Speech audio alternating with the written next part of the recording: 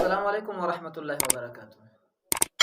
محسن برکانی نے گنجا ڈوری سے سوال کیا ہے کہ بوقت وفات حضرت آدم علیہ السلام کے اولاد کی تعداد کتنے تھے؟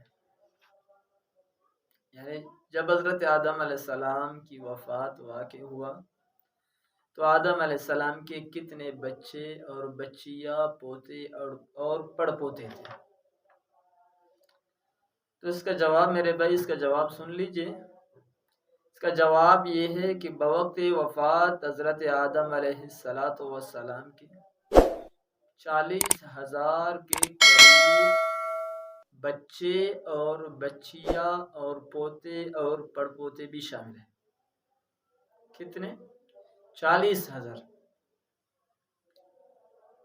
اور محمد نعمان جلال آباد سے سوال کیا ہے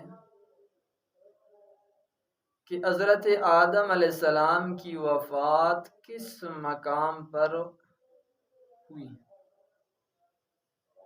سوال یہ ہے کہ حضرت آدم علیہ السلام کی وفات کس مقام اور کہاں پر واقع ہوئی؟ محمد نعمان جلال آباد سے